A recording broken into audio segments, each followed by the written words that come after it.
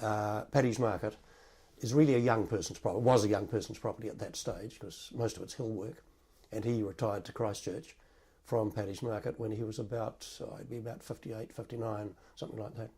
Took a job in the State Hydro in Christchurch as a clerk and thought he was Christmas. Right. No dogs to feed, no snow to worry about, no nor'westers. Yeah. Yes, yes. So what were his injuries? He was injured in both the leg and the arm. Okay. He was shot. Which is tough going for a farmer, I'd imagine. Well, he was one of the lucky ones. He wasn't killed. Yeah, that's true. His passion was dreadful. It took him a while to recover from his injuries. Yes, yeah. Yes. So then started farming. Had he had any experience of farming? No, and that was not uncommon at the time. And again, without being too unkind, he was no great farmer. In another world, he had 1 year of secondary education. He used to travel from Kurau down to Waitaki Boys High on the train each day. Had Form 3, and that was it. In another world, I'm quite sure he'd have been an accountant, because he loved doing, my uncles, who followed my grandfather in Feely as a baker, loved doing his monthly books and so on. He's very well read. The Feely Library was a Carnegie Library from the American who set up huge sums of money to establish libraries in overseas countries. And he was a voracious reader. I'd say he's probably the best educated person in Burkes Pass, wholly self-educated. So was there any accommodation on the place when he went there? Yes, there was. A house had been built there. It was going to be an accommodation house, but it didn't get a licence finally. And that became our house at Burkes Pass, our farmstead. You mentioned to me yesterday that there were stables there that, yes. that were for people passing by, was that? No, they were Cobb and Company stables for the stagecoach company for changing horses between Fairlie and Tekapo before they eventually went on to Mount Cook.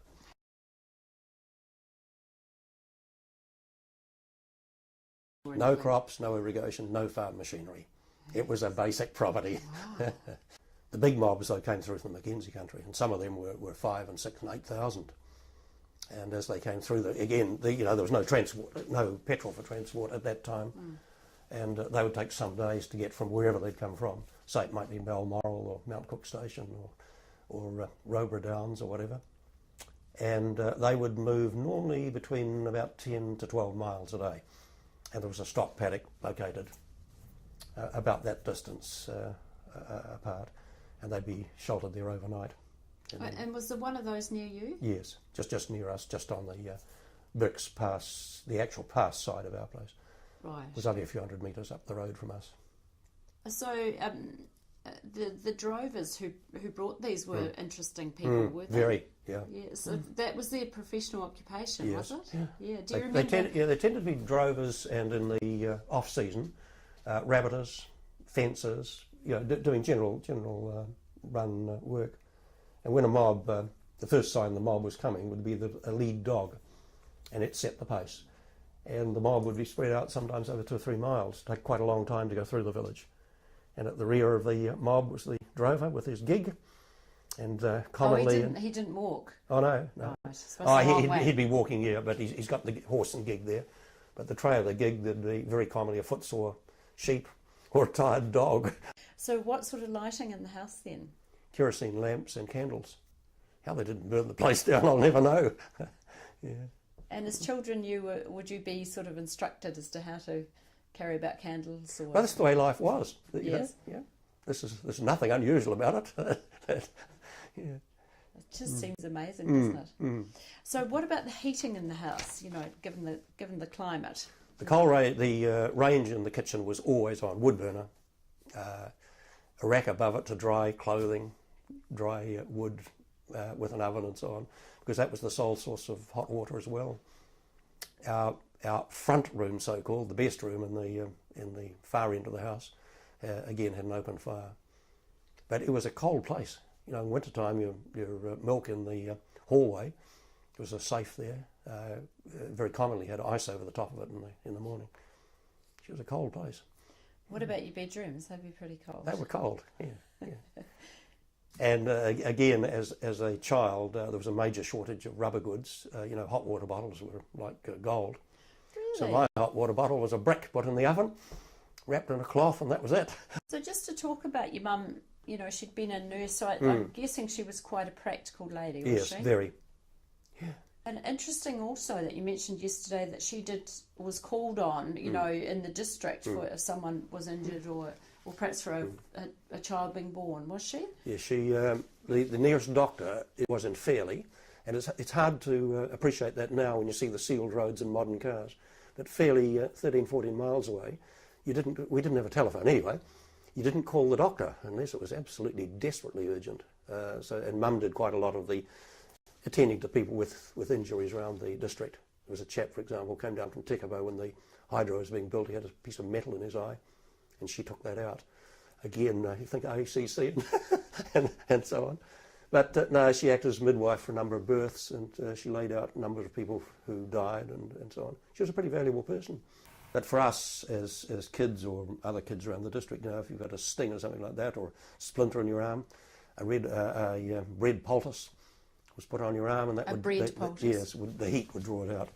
Bread is mixed up with water, heated, put on your arm or whatever, wherever the object is, and it's bound up, and the heat would draw that out.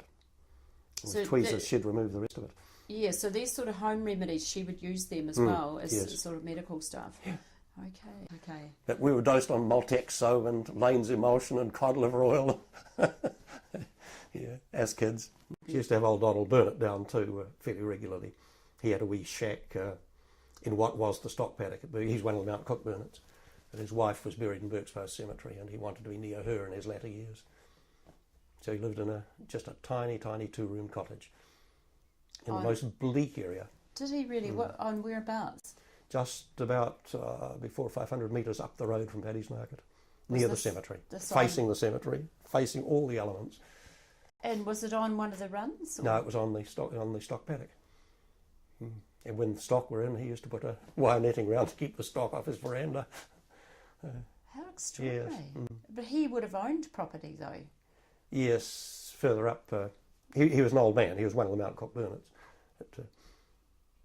And he just was wanting to be near his wife and presumably waited. As a child, I was fascinated. He had frames of photographs in his cabin, including one of his wife in her coffin. And as a child, my eyes were sticking out like organ stops. There was the occasional wedding, and that would be a big thing, where the whole village pulls in together. I remember Jenny MacArthur, for example, later Jenny Ackroyd, getting married. When Bill McConnell, the school teacher, got married, and he and his wife returned from their honeymoon back to the school teacher's house, the whole village assembled for a tin kettling, banging kettles and trays and what have you, and a massive supper afterwards. It's a welcome home. That's great. So where did that happen? Around their home, around their house, yes. the schoolhouse. There was always first footing at New Year, old Scottish custom. It was supposed to bring luck to a house for the year if the first person to cross the threshold was a black man. So your black men were very white, but with charcoal faces, and they always got a drink of whiskey, and on they went. There was always a New Year bonfire for the village down on one of our paddocks. The Women's Institute met monthly, and that was fairly important for the women folk. The dog trials annually. Dad was one of the judges for the dog trials, but never entered himself because he wasn't competitive. And that was a big event for the village. There'd be a dance from time to time, and as a small child, I'd get up early next day to go down and collect the empty beer bottles with a penny each, and the lemonade bottles with threepence each. You know, we talk about and wring our hands now about the amount of booze that's consumed in various places. It was also in my day too, when I was a kid. There's a fair bit of booze put away. Was there? Yes. So then where would you take the bottles? To the hotel. And cash in? And they'd cash in. And I'd be rich. I'd make 2 shillings or something like that. Would there be other children doing that too? Yes, you had to beat them though. All right. Yeah.